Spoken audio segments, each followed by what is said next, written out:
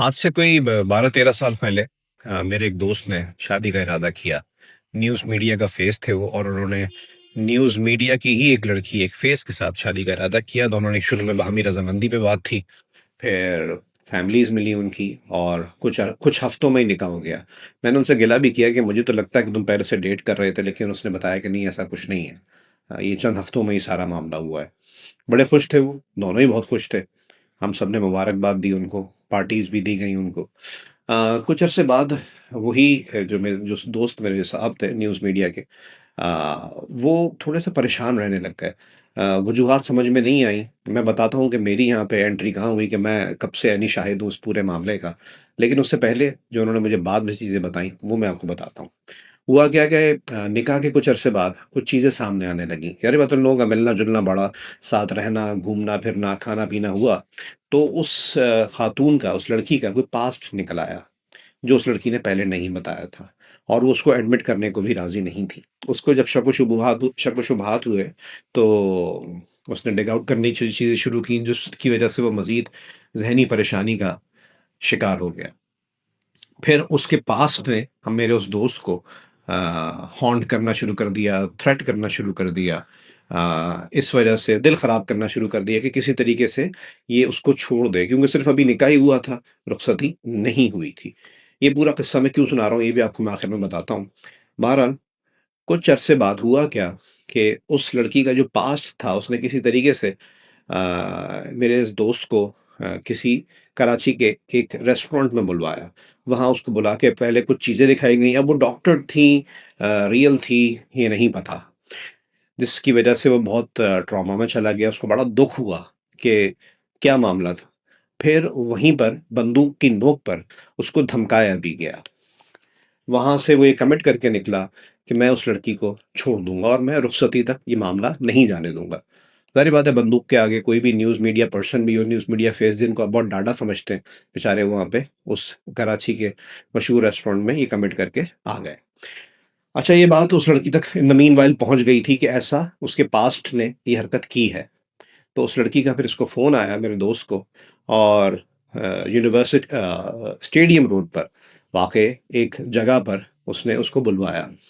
अच्छा, ये मेरे दोस्त वहाँ पहुँचने से पहले-पहले तक इस चीज़ का दिमाग बना चुके थे कि इतना कुछ सामने आने के बाद अब मैं रुखसती तक नहीं जाऊँगा। अच्छा, मैं बता दूँ, ये दोनों मिडल क्लास थे, सेल्फ मेड थे, और उनको पता है, आपको पता है मिडल क्लास ज़हनियत मुझ समेत जो लोगों की होती है, बड़ी कुछ चीज़ों में बहुत खौफ़ का शिकार रहते हैं हम लोग, ख़ास तौर पे स्पेंडिंग्स के मामले में। तो बहरहाल, मैं बताता हूँ ये बात मैंने क्यों की। वो वहाँ पे पहुँचा, और गाड़ी उस लड़की की वहाँ पे पार्क थी। वो उसकी ड्राइविंग सीट के साथ वाली सीट पे जाके बैठ गया। बात शुरू ही करने लगा था, तो उसको एहसास हुआ कि उस लड़की के मुँह से झाग आ रहा है, और उसने देखा कि लेक्सोटिनल, जो एक एंटी स्ट्रेस या एंग्ज़ायटी और नींद की दवा है, वो पूरा पत्ता वहाँ पे खाली पड़ा हुआ है, और उसको शक हुआ कि इसने पूरा पत्ता खा लिया है, और इस वजह से ये इसने एक तरह से खुदकुशी की अटेम्प्ट की है।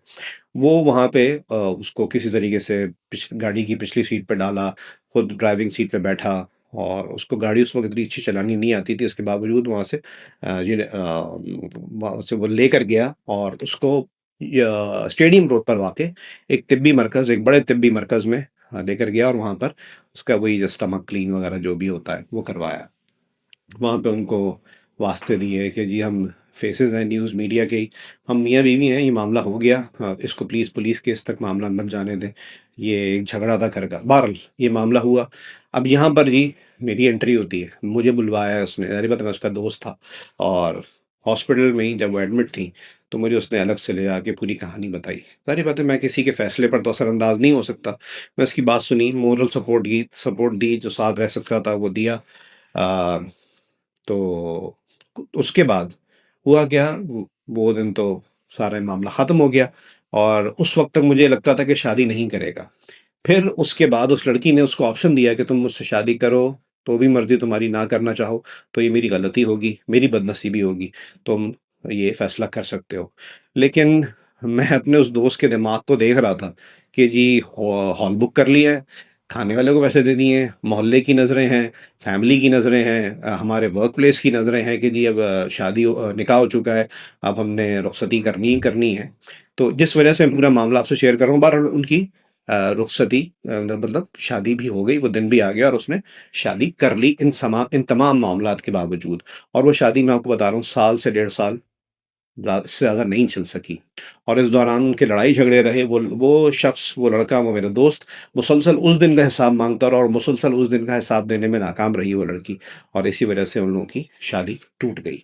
इस पूरे वाक़ये को शेयर करने का मकसद ये है, मैं उन दोनों के नाम तो डिस्क्लोज़ नहीं कर सकता, लेकिन उनके कंसेंट से ये वाक़या आपसे शेयर कर रहा हूँ। लेकिन शेयर करने का मकसद ये है कि जो हम फ़िल्मों में देखते हैं ना, कि उसकी खुशी नहीं थी तो वो मंडप से ही भाग गई, या हाँ, मौलवी साहब ने जब कबूल है पूछा है ना, तो आप कोई लायबिलिटी नहीं है कि आपने कबूल है ही कहना है। मैं ये क्यों कह रहा हूँ कि जब आप ज़्यादा निकाह या मंगनी के बाद या शादी की तैयारियों के दौरान मिलते-जुलते हैं ना, तो बहुत सी कुछ चीज़ें ऐसी सामने आती हैं, जिससे आपको कभी-कभी लगने लगता है कि हम बहुत फ़ीज़िबल हैं एक-दूसरे बहुत ज़्यादा बेहतर हैं एक-दूसरे के लिए, या फिर हम बिल्कुल भी मुनासिब नहीं है रिश्ता और ये हमसे गलती हो गई। उस वक़्त हमें क्या चीज़ें रोकती हैं? ये सोशल प्रेशर, ये स्पेंडिंग्स हो जाना, ये पैसा लग जाना, और फिर हम उस प्रेशर में आके ना उस शादी को करते ज़रूर हैं, और होता क्या है कि जब हमें उस दौरान इस चीज़ का एहसास भी हो जाए कि चल नहीं सकती, तो वो ज़ाहिर बात है निभ नहीं पाती। जब निभ नहीं पाती तो बात तलाक तक चली जाती है, और उसमें फिर जो आपका वक़्त का और इमोशनल नुकसान होता है, उस ट्रॉमा से आप सालों नहीं निकल सकते। तो अगर इस पूरी वीडियो को बनाने का मकसद ये है कि जी, अगर हम मंडप में या मौलवी साहब के कहने पे कि जी आपको कबूल है, इस चीज़ में दिलो-दिमाग से सोचिए कि आपने कबूल है कहना है या नहीं।